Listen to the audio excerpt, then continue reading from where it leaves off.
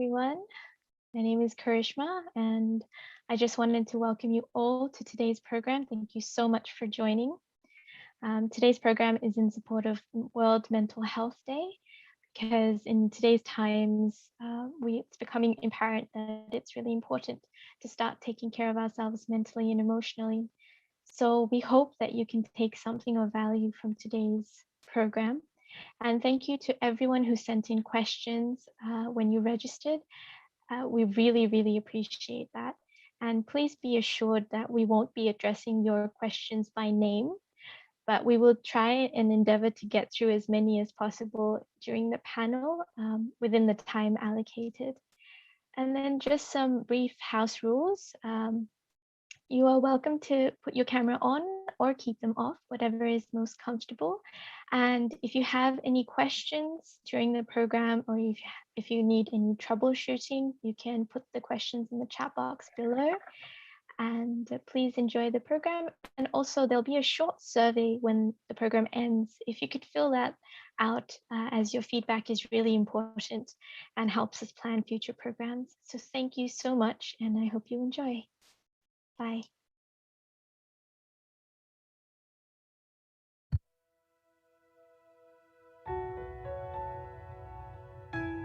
Hello everybody, my name is Ali, and firstly I would like to thank you for joining in on this session and would share with you in short my story. I have always been outdoorsy person, skydiving, bungee jumping, partying, and as life went on,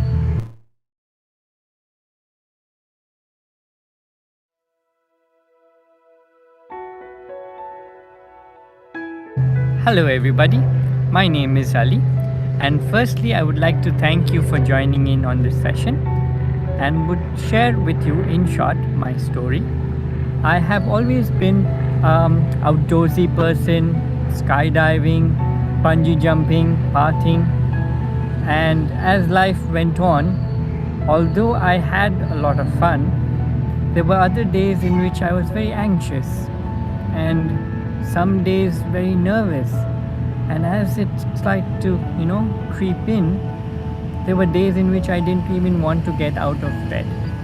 And as an analogy, my life was a bit like this mug. Although pretty big and maybe full, it was broken. And as a remedy, when I started this spiritual journey, I started to fly, as in first love myself. And when I did do that, slowly my self-respect started to increase. And I'll share with you, it was a slow process getting there and also a slow process remedying it, but with the help of experienced meditators and people who know or have been through certain experiences, and sharing with them and talking to them and doing meditation on myself, I feel I am much more joyful within, and also have a sustained happiness, not temporary fixes like say nowadays overeating or Netflix or other kind of solutions or band-aids that we put to make ourselves feel happy. I feel this is such a more cheer or a happiness that comes in from within, which is much more sustainable. So I would highly recommend everybody to try vitamin L. Start by first loving yourself, and if you need anything, we're always there for you. Thank you. Hi, my name is Karishma, and this is my story.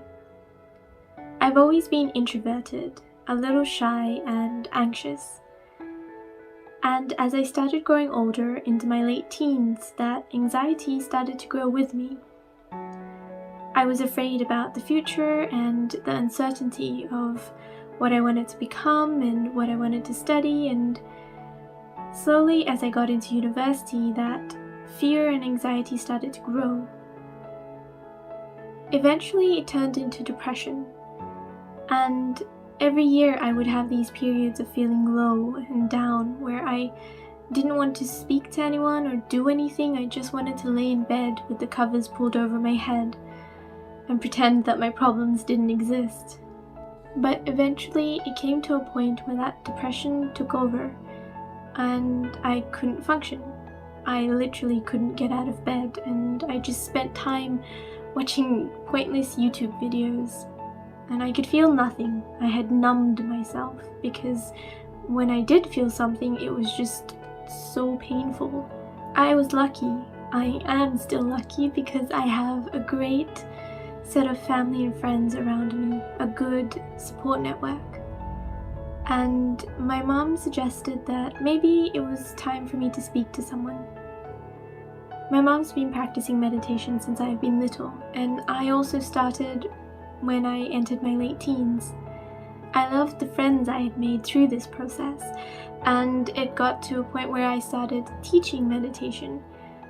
And when she suggested I seek help, a part of me felt a little guilty, ashamed, because here I was, someone who taught others meditation and how to look after themselves, but was unable to do the same for herself. My closest friend also encouraged me to seek help, and I realized that perhaps it was time to do something, that I needed outside help because I had reached a point where I couldn't do anything for myself, except ask for help. And I did, and it was great. Through this process, I learned something important. That is, for me, self-love means doing what is best for you in that moment, at that time, regardless of what anyone thinks you should or shouldn't do. I'm still learning and growing. I practice meditation because it helps me, but I also realize when I need to talk to someone.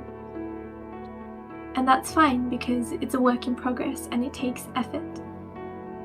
So I wish you all good mental health and all the best in your journeys. Thanks for listening. Bye.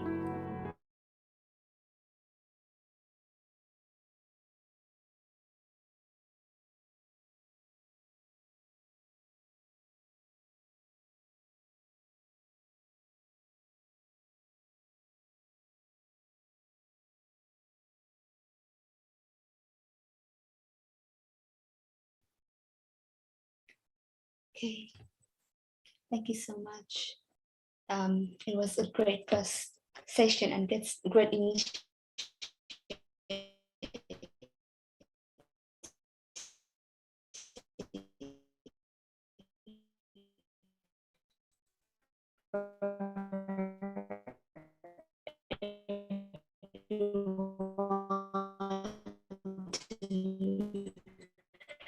Share the experiences. And this session now session, and it can assist in life of some reflection questions well, and yeah, just take that some time to answer those questions. So yeah, we can have a PowerPoint up.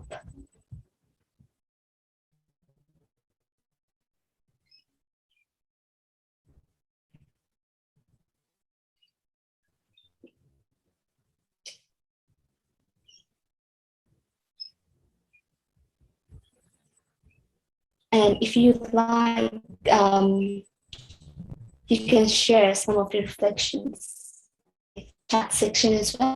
You don't have to unmute yourself and share it, but if you'd like, you can put it in the chat box so that everyone can learn through the experience and the reflections. Here we go. So here's our question. It says, let us say that you were sleeping and in your sleep, a miracle happened and all your problems, challenges, dilemmas went away. Now, when you woke up the next day in the morning, what is the first thing you observe that will show a miracle has happened?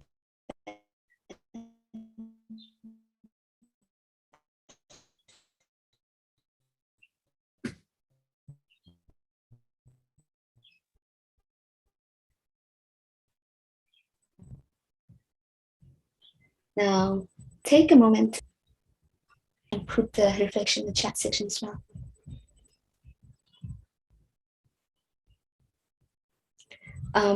Yes, so you can send a message to the co-host or me, and then yeah, we can just read it out for you so that everyone can know it and learn as well. So just take the moment.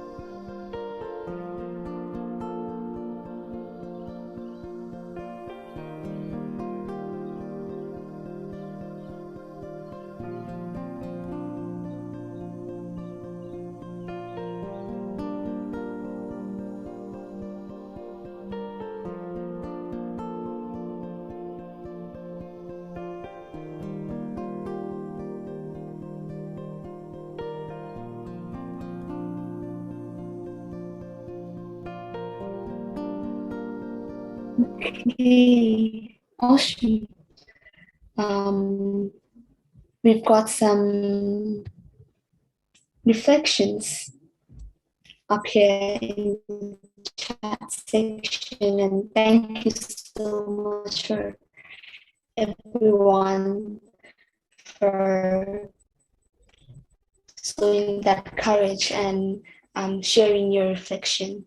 And yeah, so I've got the answer saying that you be light all around, plus the feeling of spirituality and contentment. Absolutely. As you have all let go of that. And there's no such a feeling of happiness. So, and there's more coming in actually. That's very good. Thank you, everyone.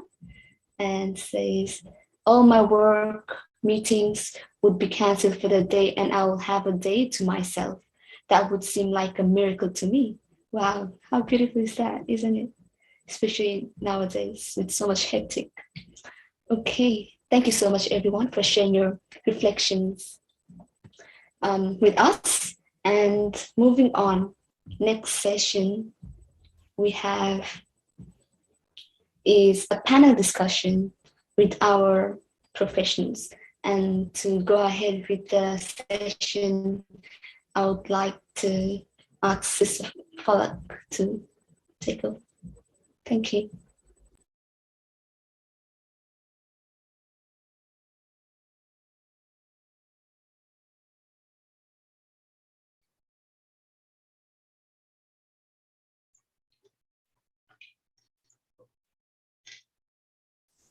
Sorry, yeah. Hello and good morning, everyone. I'm Falak from Blue Mountains Retreat Center, Lura, and has been practicing Rajyak meditation from past 12 years. And I warmly welcome you all in today's panel discussion on Learn to Fly, that is, first love yourself. In today's panel, we will explore about the importance of mental health and its connection with taking care of oneself with love.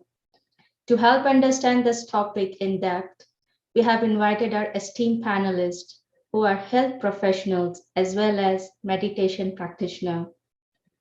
I would like to invite our first panelist, Sister Gopi Elton. She has been practicing meditation for past 36 years and has worked as registered nurse in mental health as well as aged care for 40 years. She's a writer and a poet, and many of her writings have been published as well. Currently involved in creative service pursuits, including podcasts for Australian Virtual Centre and enjoying a yogi lifestyle. And if I have to say in a word what Sister Gopi is, she is like a wise soul, you could say, roaming this earth. That's what I felt whenever I come in contact with her, a calm, cool yogi. Next, we have Brother Damien Outram. He has been teaching and practicing meditation for more than 16 years now in Australia and 7 other countries, including Egypt, India, Malaysia, and USA. In addition, he has been in leadership positions in interfaith, including the role of President of Multi-Faith Association of South Australia. He has been working in mental health from past 12 years, and currently he coordinates staffs and participants in creation and running of activity group such as music, art, meditation, and social groups in the mental health setting. And for Brother Damien, the one word that comes to me is a calm, cool music artist plus meditator. That's what I have felt whenever I have contact and have conversation with Brother Damien. And next, I would like to invite our third panelist, and that is Dr. Kalpana Raman. She's a registered clinical psychologist with a decade of experience in the field of psychology, specializing in neuroscience and forensic area. Knowing the importance of managing stress and emotional well-being, she has practiced Rajyak meditation from a very young age. Currently, she has been working with the mental health department of the government of New Zealand And a few of her research papers has been also published as well. So I welcome you all to this session and really looking forward to getting some of your wisdom on today's topic, which is learn to fly, first love yourself. So first I would like to ask a question direct to Priya, to Sister Kalpana. Why mental health is important? Because we are discussing on the mental health day. So first thing is why mental health is important. And second, how to maintain self-respect while helping others and doing things for them so that it does not seem to be disrespectful. What do you think about it? Thank you, Falak Ben, for inviting all of us. And it's nice to be there with a nice bunch of people around today. Early morning for me right now over in India because I'm just visiting India home right now. So very important topic because we are discussing World Mental Health Day today.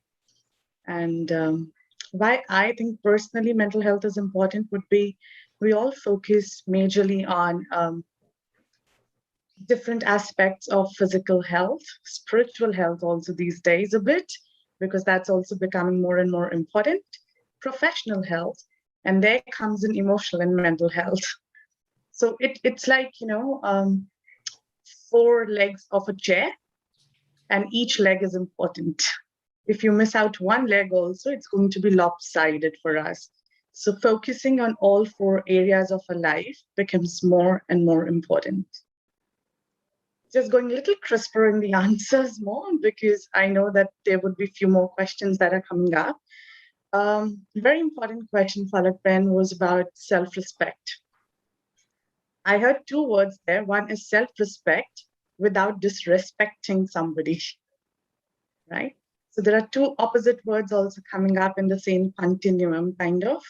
So self-respect would be first all about that, being aware about it first, being aware about the self, acknowledging the self, and then accepting the self. Three important things: aware, acknowledge, and accept. Once that is more and more confident about it, and whether it's with the flaws, whether it's anything that's been there with the awareness and the acceptance of self, is when we can create boundaries, right? And boundaries are very important because we are talking about self. And until and unless the boundaries are clear, we just go on doing it. We all are altruistic people, pro-social people. And I think that, we all are social beings as well, somewhere. So it just gets more important for us to be aware and create those boundaries now, right? I've heard many people coming in and saying that boundaries are not good because it might just make you sound selfish, or it might just make you feel, oh, you're disrespecting somebody, or you're making that person disheartened about something. But in the same time, we just forget that there's something about my own self which I'm not liking. I'm just going on doing and doing and doing without knowing where's the pause for me. Right? It's more of like, setting a framework and going and standing there and saying, just go smile in that photo frame. You just don't have to do anything more than that. How many times you'll just go and smile there, right? There has to be some place that you just say, listen, I just need to start focusing on myself and take care of the child within me, right? So boundary setting becomes important once you're aware about the self. And one more thing is about communication. We all think that, how do I tell to the other person that, this is not fine with me? Like, I'm not liking it to do it. And there grows the passivity of going on taking. In psychology, we say three aspects about passive. It's like a pendulum swinging. So it's like going from passive to the aggressive mode, but having no assertiveness coming in, which is the midpoint for us, right? So passive will be like when I'm focusing more on the relationship. I don't want anything to the relationship to happen.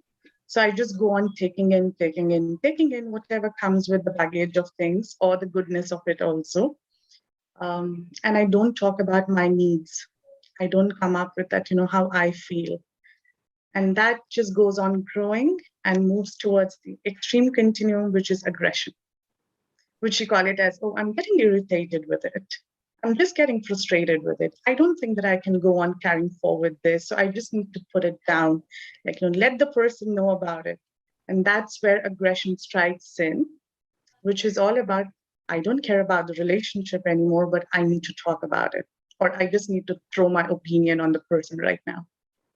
The midway would be assertiveness, wherein I'm taking care of the passive as well as the aggressive aspect and putting it between the lines, saying, I am considerate about myself as well as about the other person, which we say using the I and the but statements. I feel, or I acknowledge, or I understand that I get your point or something like that.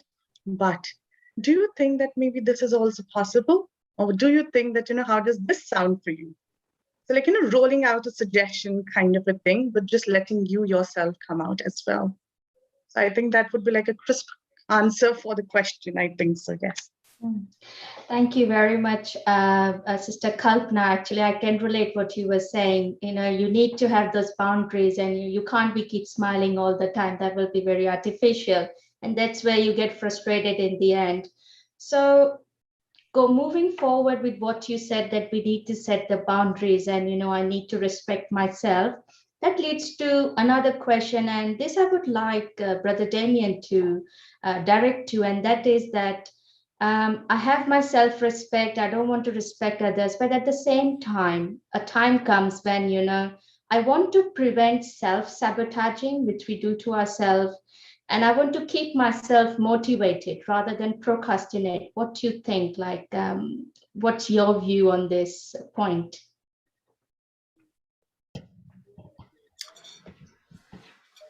Thank you, F.L.Y, and greetings to everyone. It's lovely to Zoom into your homes around Australia, and the heart goes out to you all with the situations that you may be dealing with at this time. So I think it's such a wonderful journey of self-discovery, and when we discover the beautiful inner being, that consciousness, the soul, it's easy to have love for the self because of those innate beautiful qualities. And we have to recognize that in the world at this time there are a lot of challenges, and we have to be, I suppose, a little bit honest with ourselves to recognize that these challenges are coming and we have to face them. And the question around how to prevent self-sabotage and keep myself motivated rather than procrastinate.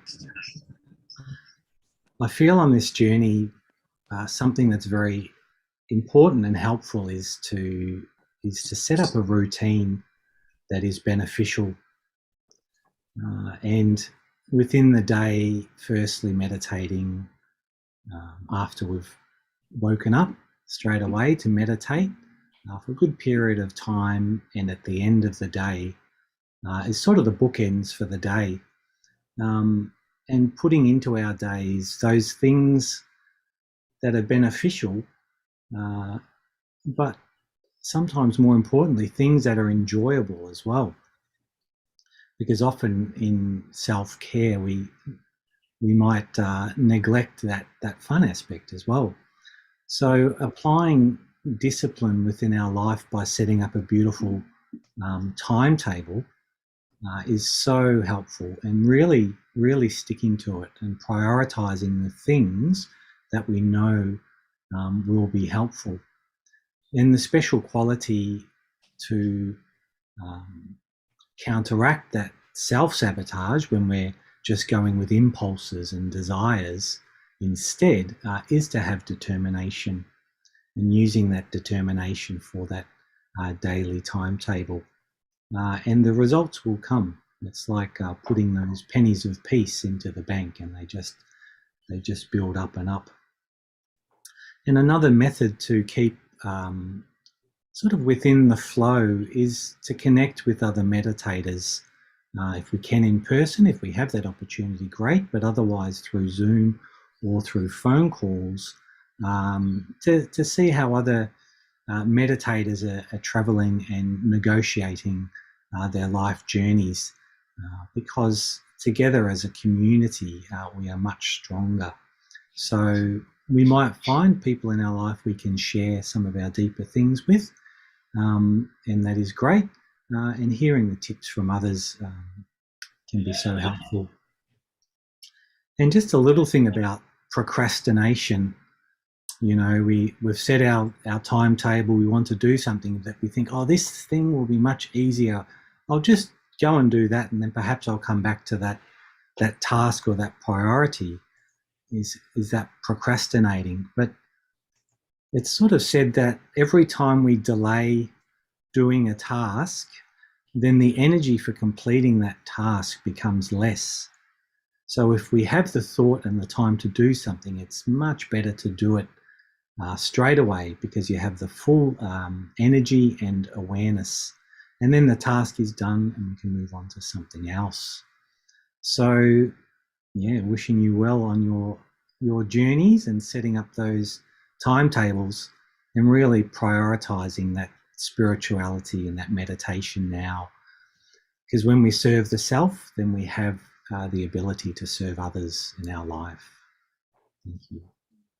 Thank you, Brother Damien. It was so well said that I just need to do it when the energy is right at the same time. But with this one thing also, I would like to ask, just to add on, someone asked actually that, you know, we are taking care of the self. There's so much awareness. Why depression is still pervading? Why it's not off the planet yet? What's the reason behind? Yeah, thank you. I suppose a sense of reality has to kick in, that the energy in the world is very low at the moment, and this has been prophesized through the ages, that we will come to a time when everything is a little bit upside down. So when we get depressed by the news we hear or the stories that people are relating, they can have an impact. And that's why we have to put that love and find that enjoyment within the day, but really deeply think about the things that are going to be of benefit. And on the theme of that self-love, first loving yourself, when we really look deeply within the self, there is so much beauty there. And if we can hold our awareness within those aspects of beauty, and I suppose in a sense push away those depressed thoughts or those fears and worries, then we can start to experience that. And sometimes a sense of lightness and a sense of humour can be helpful. But a couple of extra tips is, there's something in mindfulness meditation called radical acceptance, where we can see what's happening in the world and with our own life, but we go beyond limits just to accept what's happening and have faith that everything is happening for a reason, and there is something merged within that, some goodness merged within that. And working in mental health and connecting with some other people in mental health, there's this little tip about enjoying the chaos as well. When chaos is all around, not to be afraid of it, but enjoy the challenges and test our inner resources within that chaos. And then if we can be calm in the chaos, then we can be calm anywhere. So I think in the darkest times for me, that bit of faith that there's something good around the corner, or there's something good merged within what is happening helps a lot. Okay, so it's like to say that every dark cloud, or there's a silver lining coming. So we just hope that that silver lining gonna be coming soon in my life. Thank you very much for sharing that, and I think our viewers must have, the ones who have joined would have got the answer and will agree, that yeah, this way we can help in taking depression away completely by taking care of self. Now, in continuation, one thing also comes is, and this I would like to direct to Gopi, and it's about, it's related to the self-care is the thing of letting go. So how to let go of the past? There are certain insecurities that I have, or the trauma that I have from like, in childhood I had, and it has been continuing in my adult life, which affects me, or the labels that we have given to ourselves, to the others. There are some tags, some negative feelings, and the beliefs that we hold, and how I can fly higher, like I can get out of all these limited things that I need to let go of. So would you mind shedding light on this? How to do that? Sure. Thank you, F.L.Y, and hello everyone, and nice to be here. And great to hear what everyone else has said so far. There's so many good tips and ways to understand, some of the things that can happen with our mind. I suppose I was focusing on self-love. No, we won't go back there. And yes. And so the idea of, loving the self, I mean, this is quite a big thing. And I think probably we spend an entire lifetime looking at that. And we can come into, new awarenesses from taking up meditation or taking up some sort of creative path, or, doing some type of study, whatever it may be, developing our spirituality and our understanding in deeper ways. But mostly people, I think, tend to have a, baggage of the past. And sometimes it's a bit like carrying Santa's sack around on your back. And so some of the ways to identify, well, maybe not identify it, but just some of the little methods that I was thinking about that can be very useful, because just sort of on a day-to-day basis, there's very basic things like doing some exercise, and someone who's not exercising at all isn't going to be, moving toxins around mentally or physically. So exercise is quite an important thing. Some type of exercise people like doing. So if a person isn't doing that, then, they're going to remain a bit stuck, I guess, in that way. And also diet, sometimes people are not eating things that are nurturing to their bodies. So the whole thing of dietary, too much sugar can make people a bit more emotional, that sort of thing, blood sugar levels going up and down and so on. So those two things, particularly first, and also having some kind of purpose or some kind of pastime that you really enjoy doing. So it might be a creative thing. It might be something like, art or music or writing, something that helps the brain, helps the pathways in the brain sort of rewire a bit, improves the state of mind, those kind of things. And that can happen with creative pastimes.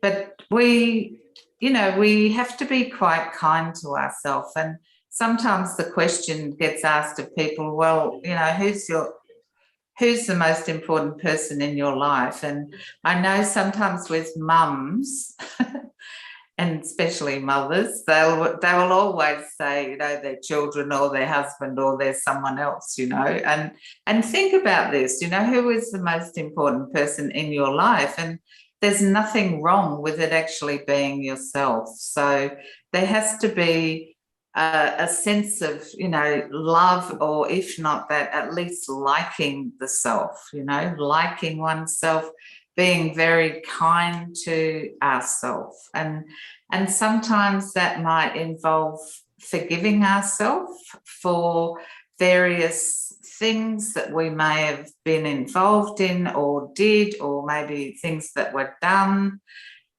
to us or with us or whatever it might be from our past, but to be able to really let go, as Felix mentioning, you know, letting go in that sense of being able to forgive the self. And being a meditator, I know that this is a very beautiful area in which you can, you know, use meditation to let go of negativity, because depression, for example, is often seen as, you know, it's like a self-hatred turned inside, in a sense. You know, a person finds it very hard to feel positive, finds it very hard to feel good about themselves. So I would say this area of, you know, self-forgiveness. So maybe a little inventory, looking at, you know, what are the things that are still burdening me about my past that I actually need to forgive myself about, or forgive other people as well. But it starts with the self, and therefore be kinder to myself. And also, you know, the past, if it's become problematic for some reason, then finding meaning to the past, you know, finding meaning to different events that may have occurred. You know, someone might be, you know, from a war-torn background, or there might have been family violence, or, you know, whatever. There's a whole range of scenarios, but to be able to see the meaning in that, to find the meaning, and to even reframe the events so that it does bring that meaning, or that sense of meaning, because then things can be appreciated for what they are and for what they've been as a strengthening factor. Yeah. So also another thing, keeping, and I think it has been mentioned a little bit, Damien was mentioning about, you know, the company of other meditators, but even on a broader level, you know, company, good company, or company that's going to be helpful, supportive, uplifting, fun, non-critical, non-judgmental, as much as possible. I mean, if we find a person or people who've got all those traits, wonderful, it's great. But keeping good company, and it might not be family. Yeah, it may not be the person's family or your family or who you think it may be. I mean, some of the issues may lie with your family. So it might be a community that you're in, or a group of people where you have similar interests, that type of thing. Yeah, so I'll stop there and we can maybe move on. Yeah. Thank you, Sister Gurpi. So as you were saying that, you know, I need to forgive myself and let go past. Do you have any mantra that you would share with us, you know, that we can chant or something that could help, you know, in forgiving me? Let's say it's difficult for me to meditate. I can't do it. Is there any physical way? Because someone did ask, you know, what mantra can I chant, or what mantra can be given, you know, so I can forgive myself, you know, at least physically, by saying, at least if I'm not doing it mentally. Or is there, or there's nothing? I had something comes to mind, actually. I know someone who actually they were someone, they tattooed on their wrist, I am good enough. So it was, you know, opposed to the idea that people sometimes have, that they're not good enough. And this is quite a common thing in our world today, this little mantra. So the opposite, I am good enough. Yeah, I think that's a pretty good one, actually. I am good enough. I am beautiful. I am worthy, all those kind of things. Okay, yeah. Thank you. So I think I'll start chanting that mantra as well. I'm very beautiful. I'm very, I'm very light, and I will start loving myself. This also takes to another thing which is connected with letting go of the past, and that is again to you, Sister Gurpi. how do I sustain myself, during the tryings or the trivial or crisis times, which comes in my life, whether it's related to physical health or some environmental concerns are also there, that gets us to thinking, and many other things that come. So what is your say on, sustaining myself?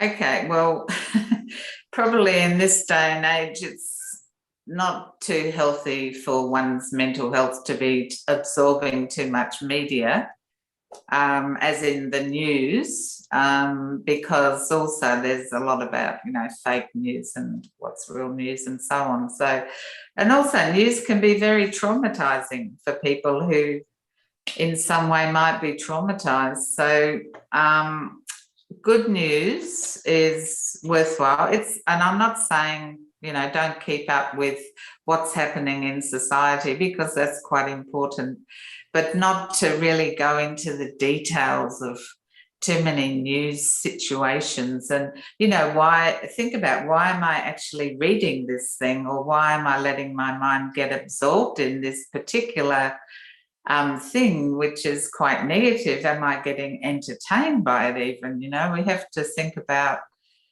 and it's the boundary, as Kalpana was mentioning too, about boundaries on how we spend our time, where we can waste a lot of time, because we've got so many choices in today's world, right? So many choices, and there needs to be a reasonable amount of, determining where I'm going to let my focus and attention go, because, we've only got 24 hours in a day, and we need to keep a balanced sleep, activity, eating, all the things that we do. So, yeah. Okay, thank you very much, Sister Gurpi, for sharing it. It was lovely to know, how to sustain myself is just to take care, pay attention to what I'm doing, and not to indulge too much into the media and the news that is going around, which I totally agree. And now to wrap up this thing, now I have an open question, which is for all the panelists.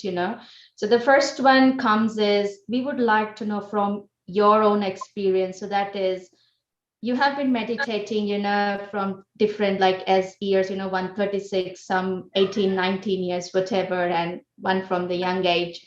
So how did meditation or spirituality help in cultivating the concept of self, taking care of the self for each one of you? As well, what is your golden rule in life? So whosoever wanted to go first, Kalpana can go first with this one. Just brings about entire experiential aspect of meditation for each one of us, I'm sure. Being a meditator from possibly when I was 9 years old is when I started meditating. And recently I was just sharing one of my experience with F.L.Y also, that, maybe till late adulthood, or maybe early adulthood also, I could not comprehend what's going on. And lots and lots of things that you don't sink in with yourself. But I still remember my schooling, wherein the first question I was asked when I wanted to join psychology or take up psychology as my subject was, why psychology? And the instant answer that came up was, I want to know what goes on inside the mind of a meditator. I didn't have anything else except that, what goes on inside the mind of a meditator. And that's what led me towards a research also on Raj Yoga meditators, specifically with the Brahma Kumaris, young adults who are doing meditation for short term, who were just like 1-year-old meditators, and something like, who were long-term meditators as well. And to study their brain, that, what exactly happens in the frontal lobe of the brain. What are the processing that happens? And possibly, I think that was what caught me into the effect of meditation that can have in your body, in your brain, in your mind. So that was one very, very huge aspect in terms of science that came up for me.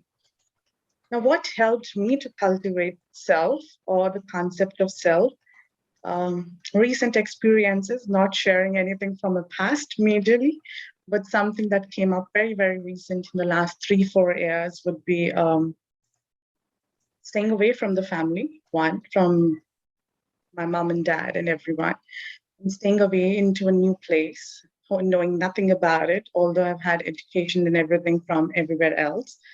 I think it was more about, again, acknowledging who I am. And then through meditation, one of the huge aspects that came to me is I, as the being, has lots and lots of values and powers. And I had this question constantly, even while meditating and asking the senior practitioners, how do I realize it? I mean, I know it, I have the knowledge of it, but how do I realize it? Or how do I start practicing it that makes me feel that I have it within me, right? Because we all know that we seek appreciation from outside world, but we stop appreciating ourselves somewhere from within. And I think possibly I had this notion that, meditation is something that might just cut me off from the world, but it just gave me a perspective that, it's just the right time for you to turn inward. And at the right time, you turn outward as well. And when you turn inward, the first practice that I did was, as Sister Gopi also mentioned, that letting go was one of the aspects. There was lots and lots of baggages that I was carrying with me. So I just put down everything on a sheet of paper, put it down from my heart that, this is what I'm keeping out of me today. Right? And after that, I just gave it in. I said, okay, now I'm open. The value was openness and flexibility and gentleness. I just keep it open, as gentle as it wants to come. I don't want to be anxious. I don't want to push it through to me saying, oh, I need to know myself and I need to experience something through meditation. I'll just keep myself open and whatever comes in is mine. Whether it's responsibility, whether it's baggage, whether it's anything, but it's going to be experiential.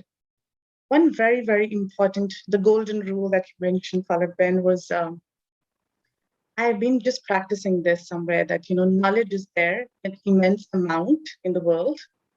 We all get our advices. We all get knowledge from every possible source that we have, but it can't be wisdom that we get. And in order to get it to the wiser levels, it needs to be experimented and experienced. So anything that we hear from out has to be experimented and experienced.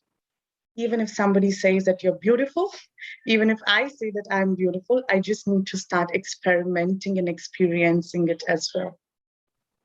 I think that is what is the self that we get through with it.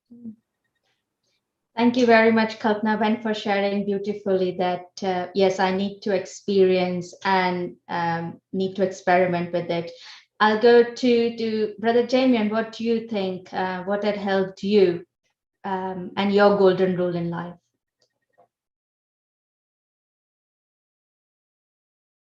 Brother Damien? We can't hear you. That's good. Yeah, okay. Sorry, I was not in control of the unmuting or muting there. Yeah, the wonderful journey of spirituality and finding the self. For me, when I come to the Brahma Kumaris in 2005, I'd had some deep spiritual experiences in the past, but I didn't understand quite what they were. But after applying the self, I think for about the first probably 8 weeks to 3 months, I remember one experience when I took the knowledge at the Peninsula Centre in the Mornington Peninsula in Victoria, and I was down the beach meditating one day, and I just had this amazing feeling of the self, the soul, and it was very divine, and it was a feeling, sort of an eternal feeling, a feeling of lightness and spirituality and a very powerful energy. And at that time I thought, wow, how amazing to experience this, and I hope to experience it again. And it felt like an energy that could be shared as well. So that was my first experience of the soul and that eternity. And I've found over time, because I practice energy healing in a number of different modalities as well, that the self is very multi-layered. Actually, there's a lot to us, and we may think we know the self, but there's always another door to open and another experience to have and to enjoy. So through the path of spirituality, we can open these doors and be quite surprised what we have within us. And I'd like to say, for me, the sort of golden rule or golden awareness is that we're not really alone. You know, beyond this physical reality, there's a lot of love and divine energy. And by going beyond what's happening in the world from our soul self and connecting to the divine as we see it, that is really the way to improve our mental health, through that spiritual connection. And it's through that spiritual connection that we will experience the authentic self and realize how beautiful the authentic self is. So if we want to, heal ourselves, sometimes we go into the sunlight and feel that healing vibration and warmth, but we do have to put ourselves in front of the spiritual sun as well, and take on that energy, because that's what's going to help us through the times ahead. And really the vision from the divine onto ourself is who we truly are. So when we absorb that energy and feel that vision, that shines the light on our true self, and then we can experience the true self. And from that, we start to see the beauty in others in the world, be it friends, family, politicians, whoever. We can uncover the jewels and the beauty with our vision upon other people as well. So yeah, experiencing the self, shedding light on the self, and then seeing the light in others. Thank you, Damon. But I think we can feel that your background is so beautiful. It feels like the sunshine is really coming onto you, and we can feel that spiritual energies as well coming. Next, over to Sister Gopi. What would you have to share, put into this about your experience of, taking care of the self, how meditation helped, and the golden rule in life?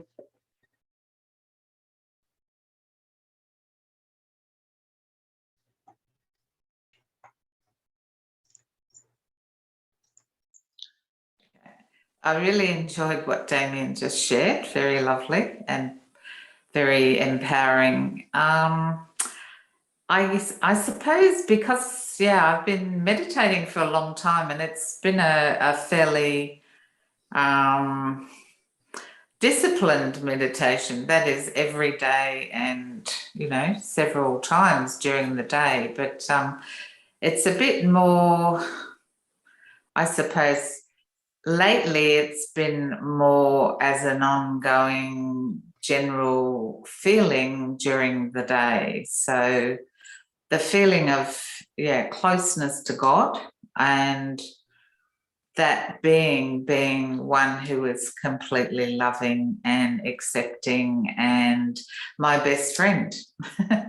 So to be able to experience that in all the things I'm doing as much as I can, and I'm not saying I'm doing it all the time, but just bringing that beautiful energy, because the way I understand God, and I think, others also will definitely understand this, as someone who's totally loving, totally non-judgmental, is light energy, and similar to the self. So for all of us, all humans of the world, there's that similarity, that connection is available.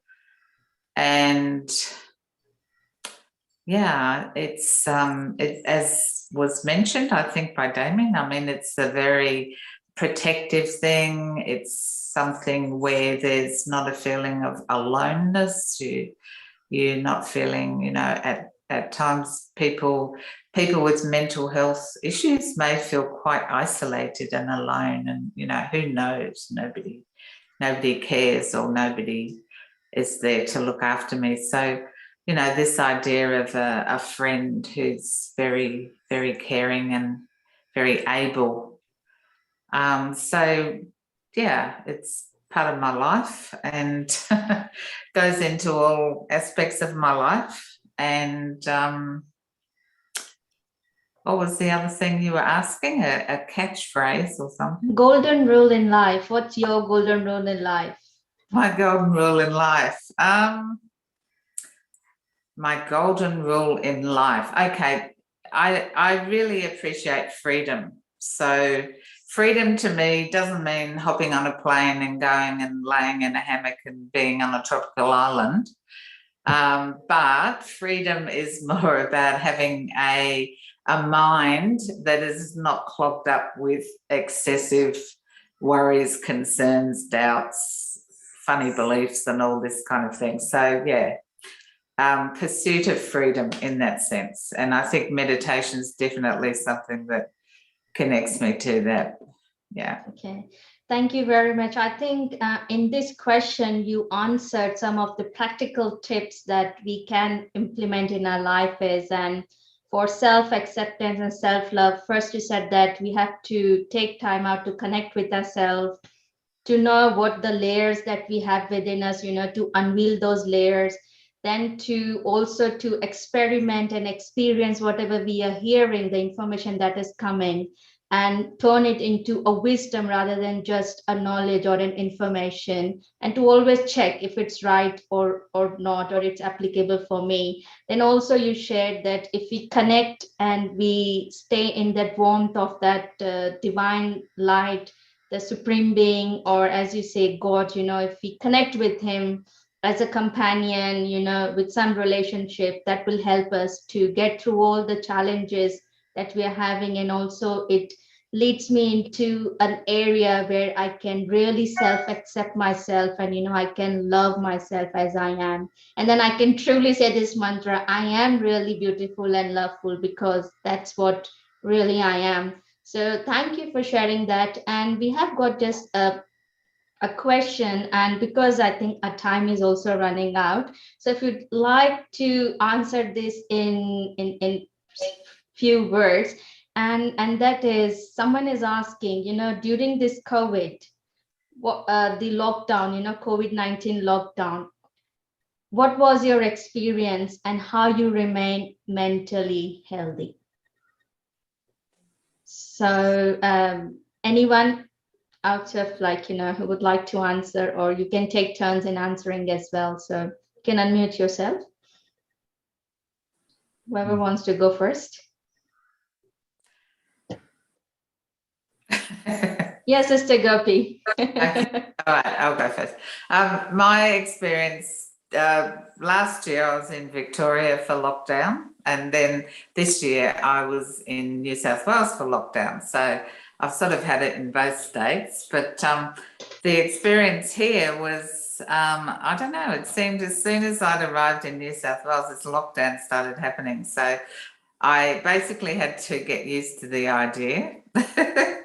But luckily, I felt quite fortunate that I was in a place that's actually a retreat centre. So I've been very lucky being here with a group of lovely beings, lovely souls, and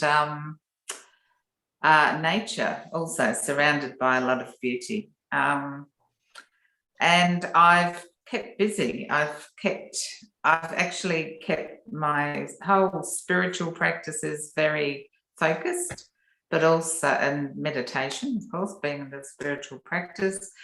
And I've also kept busy in other areas of, I've done some writing, I've been getting involved in a podcast and so on. So yeah, and had some good time to do special meditations as well. So, I think I could watch for that. We have a really good story coming out from Sister Gopi because she's right now in the same retreat center from where I'm coming. So it has been really lovely spending time with Sister Gopi. We had a nice storytelling.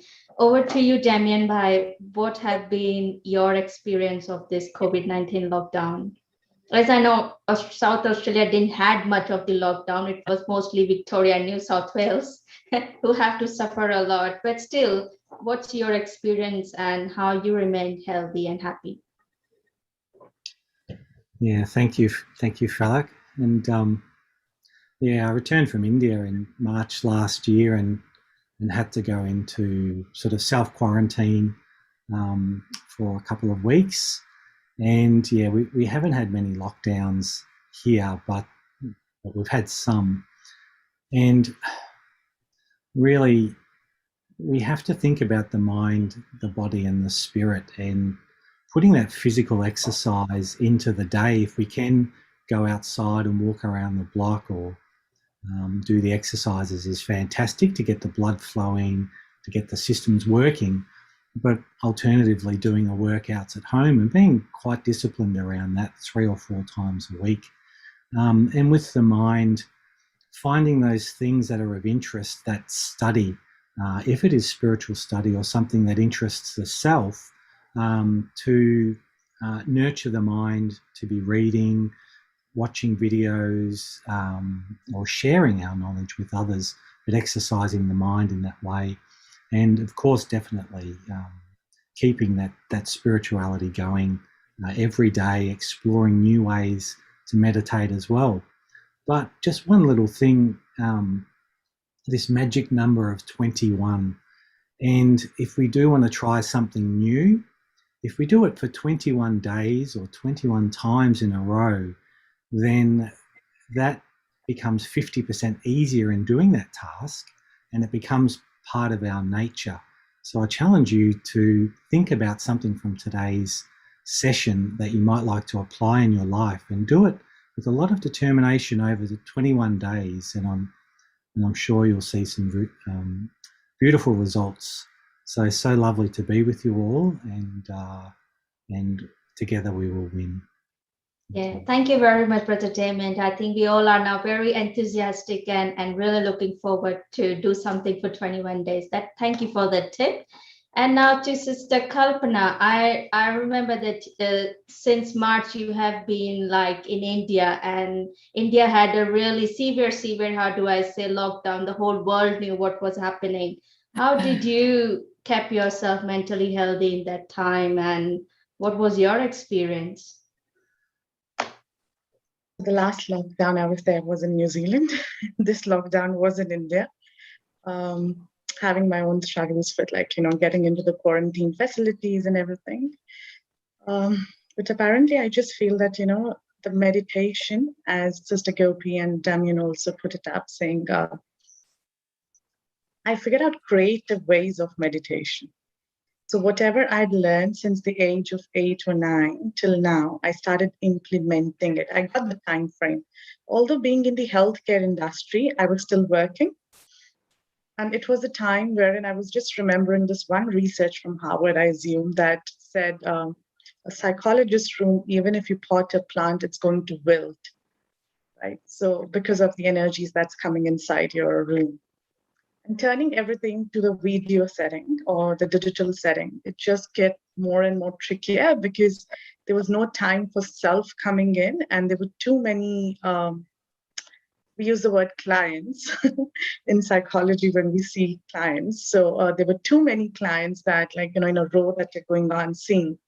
And especially in India, it was a real tough time because too much of trauma, too much of grief, too much of losses happening. So it just got more trickier. And that was the time I realized that if I am not fine, I can't make the other person fine. So first, I need to sit down with myself and be disciplined with the creative Pandora of techniques and ways I can put up meditation to implementation. That's where the topic of experimentation and experience came in as well. So as much as it came inside me, I saw that wonder thing happening, that, I don't even have to say a word. but then the client just got through what they want to get. And that's the magic that happens, provided you are yourself. Right? Thank you very much. Yeah. Part of it, yeah.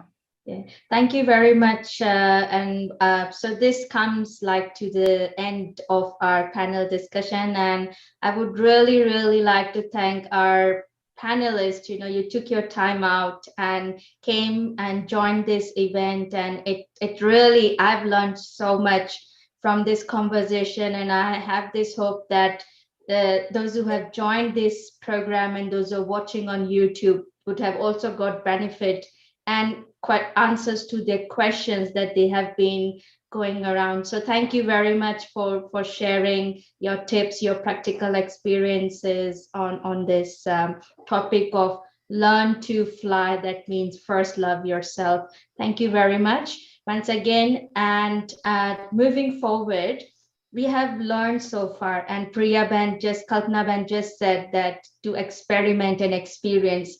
So now we will be going to an area, a part where we experience what we have learned so far, or we heard from our esteemed panelists, and to take to this experience of meditation, you know, to take care of ourselves. I would like to welcome Ayushi from Melbourne. She has been practicing Rajyoga meditation from a very young age of 10 years of age. She's currently pursuing her studies in social work from Victoria University in Melbourne. So I would like to invite Ayush to take us through on a beautiful journey of connecting with myself and really loving myself. Thank you very much, everyone, for joining. So let's go to the meditation.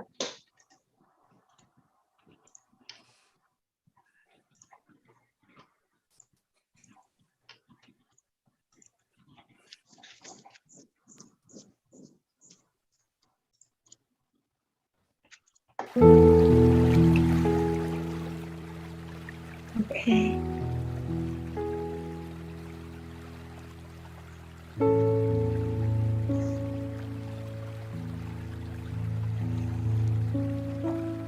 Sit comfortably where you feel comfortable. Maybe in the chair, on the floor, and keep your back straight as much as you can, and just be comfortable right here in this moment. Be alert.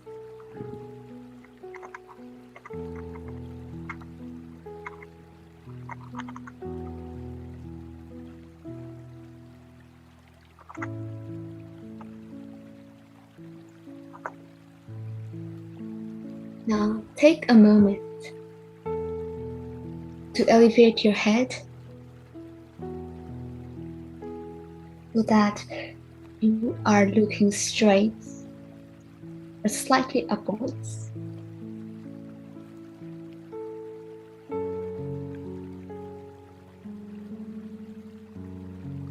You can choose to close your eyes or keep them open.